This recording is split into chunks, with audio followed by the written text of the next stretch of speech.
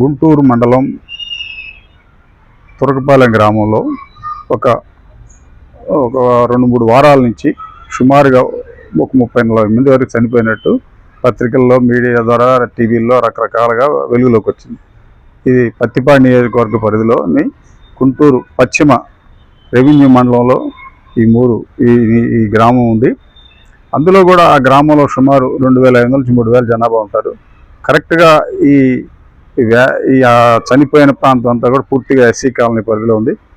దానికి ఒక 2-3 వారాల నుంచి వెలుగులోకి వచ్చిన తర్వాత ఎమ్మెల్యే రామాంజనేయులు, తర్వాత ఈ జనసేన, బీజేపీ, అన్ని పార్టీల నాయకులు, కొన్ని స్వచ్ఛంద సంస్థలు ఆ ఊరు వెళ్ళి పర్యటించి రావడం ఇవన్నీ జరుగుతూ ఉన్నాయి.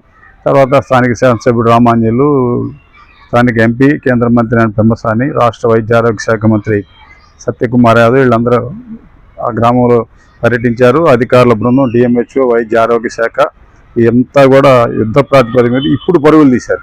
ఇది ఆఖరికి ముఖ్యమంత్రి చంద్రబాబు నాయుడు నోటీసులకు వెళ్ళి వెంటనే యుద్ధ ప్రాతిపదిక ఆ గ్రామంలో ఆ కాలనీ వరకు భోజనాలు అక్కడ వాళ్ళు వంట చేసుకోకుండా ప్రభుత్వమే 3 పూట్ల భోజనాలు ఏర్పాటు అందించే ఏర్పాట్లు కూడా చేసింది. అసలు సమస్య అక్కడ దాకా ఎందుకు వచ్చిందనేది ఇక్కడ మనం ప్రధానంగా చర్చించుకోవాల్సింది. కనీసం అంటే క్షేత్రస్థాయిలో రెవెన్యూ పరిధిలో గ్రామ సేవకులు అంటే ఎట్టి మోతాదులు అంటాం, ఆ పైన విఆర్ఓ ఉంటాడు, అది రెవెన్యూ డిపార్ట్మెంట్. అదేవిధంగా వైద్య ఆరోగ్య శాఖ పరిధిలో సచివాలయం పరిధిలో వైద్య ఆరోగ్య శాఖ చెందిన ఒక ఉద్యోగి ఉంటారు. తర్వాత పిహెచ్సి ప్రాథమిక ఆరోగ్య కేంద్రం అంటే మండల స్థాయిలో ఆ ప్రాంతంలో పలకలూరులో పిహెచ్సి ఉంది. ఆ పిహెచ్సి పరిధిలో ఎంబీబీఎస్ డాక్టరు, నర్సు, ఆ గ్రామానికి సంబంధించిన వైద్య ఆరోగ్య శాఖ సిబ్బంది మొత్తం ఉంటారు. ఇంత యంత్రాంగం ఉండి కూడా ఏప్రిల్ నుంచి మరణాలు జరుగుతూ ఉంటే ఎందుకు పసికట్టలేకపోయారు? పసికట్టపోవటంలో వైఫల్యం ఏంటి? దానికి ఈ మరణాలు వెలుగులోకి వచ్చిన తర్వాత పూర్తిగా ఆ ఊళ్ళో బొడ్రాయి పక్కకు పెట్టారని మూఢనమ్మకాలను తెర మీద తీసుకొచ్చి అసలు సమస్యను పక్కగా దారి పట్టించి ఎవరికి వాళ్ళు తప్పించుకునేటువంటి ప్రయత్నాలు చేస్తున్నారు. ఇంత జరిగితే కనీసం గుంటూరు నగరపాలక సంస్థకి దాదాపు 1 కిలోమీటర్ దూరంలో ఆ ఊరు ఉంది. గుంటూరు జిల్లా కేంద్రంలోనే ఉంది ఆ ఊరు. కనీసం ఇంత జరిగితే రెవెన్యూ డిపార్ట్మెంట్కి సంబంధించిన గుంటూరు ఆర్డీఓ కానీ, పశ్చిమ ఎంఆర్ఓ కానీ వాళ్ళ మీద ఎటువంటి చర్యలు లేవు. కనీసం జేఏసీ కానీ, కలెక్టర్ కానీ, చివరికి ఉన్నతాధికారులు అడావుడి చేసిన తర్వాత కలెక్టరు, ఇతర అధికారులు ఆ ఊరు పరుగులు తీశారు తప్ప ఇంతవరకు ఆ లోపం ఏడ జరిగింది. దానికి సమస్యను పక్కదారి పెట్టడానికి అదొక ప్రత్యేకమైనటువంటి వైరస్ వచ్చిందని ఈ విధంగా కొత్త పేర్లు తెర మీద తీసుకొచ్చి సైంటిఫిక్గా శాస్త్రీయమైనటువంటి కొన్ని పదాలు తీసుకొచ్చి ఇది అంతు చిక్కని వ్యాధి అని సమస్యను పక్కదోవ పట్టించి ఎవరి మీద చర్యలు తీసుకోకుండా అధికార యంత్రాంగాన్ని రక్షించే ఏర్పాట్లు చేస్తున్నారు. ఇంత జరిగినా కూడా కనీసం ఆ ఊళ్ళో చనిపోయిన వాళ్ళు 30 మంది నుంచి 40 మంది అంటున్నారు. అందరూ ఎక్కువ మంది ఎస్సీలే ఉన్నారు. ఎస్సీలు ఉంటే కనీసం దళిత సంఘాలు కానీ, నేషనల్ ఎస్సీ కమిషన్ కానీ, రాష్ట్ర ఎస్సీ కమిషన్ కానీ ఏం చేస్తున్నట్టు? జిల్లా స్థాయిలో సాంఘిక సంక్షేమ శాఖ వీళ్ళు కూడా మరి ఇంతమంది దళితులు చనిపోతే కారణం అంటే క్లియర్గా ఎస్సీ కాలనీలోనే ఈ వైరస్ ఎందుకు వచ్చింది?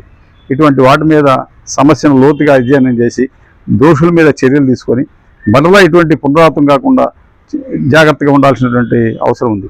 ఇప్పటికీ కూడా కనీసం ఎవరి వైఫల్యమో కూడా చెప్పలేని పరిస్థితుల్లో యంత్రాంగం ఉందంటే ఇది ఎవరిని కాపాడటం కోసం చేస్తున్నట్టు?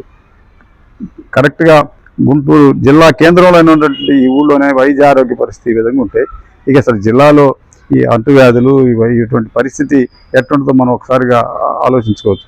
ఇప్పుడు అది నగరపాలక సంస్థ వాళ్ళని మా పరిధిలో లేదంటారు, మండల పరిధి వాళ్ళనా సరే, టెక్నికల్గా మండలం పరిధిలో ఉన్నా కూడా ఆ యాక్టివిటీస్ అంతా అర్బన్ పరిధిలో ఉన్నాయి అంటారు. అసలు ఆ ఊళ్ళో మొత్తం రియల్ ఎస్టేట్లు, భూములు బ్రహ్మాండంగా పెరిగి తర్వాత అపార్ట్మెంట్లు అన్నీ వచ్చినాయి. అది పూర్తిగా నగర వాతావరణంలో ఉంది. ఒకవైపు నల్లబాడు రైల్వే స్టేషన్ పక్కనే ఉంది, ఇటు పలకలూరు రోడ్డు పక్కనే ఉంది, పలకలూరు కార్పొరేషన్లో కలిసింది, ఇటు పక్కన నల్లబాడు కార్పొరేషన్లో కలిసింది.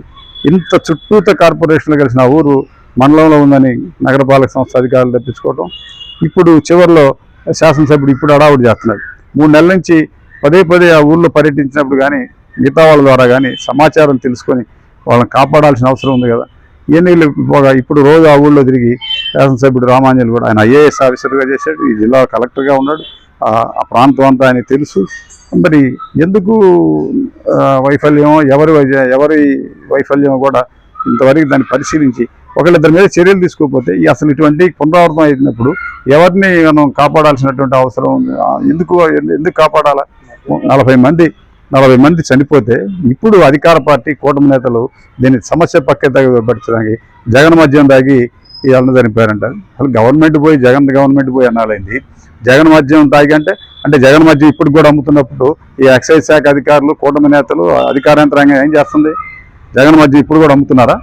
మరి కూటమి నేతలు జగన్ మద్యం తాగి వాళ్ళ ఆరోగ్యం చెడిపోయింది అంటారు. అంటే సంవత్సరాల క్రితం జగన్ గవర్నమెంట్ పోయింది అంటే అప్పుడు తాగిన మందు సంవత్సరాల తర్వాత చనిపోయారా?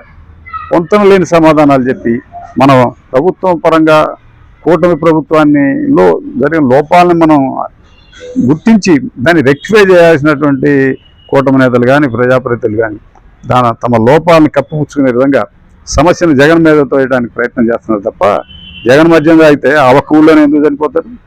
అంటే జగన్ మద్యం ఇప్పుడు కూడా ఆ ఊళ్ళో అమ్ముతున్నారా? దీనికి క్లారిటీ ఉండాలి. జగన్ మద్యం ఆ ఊళ్ళో అమ్ముతుంటే మరి ఎక్సైజ్ శాఖ ఏం చేస్తుంది?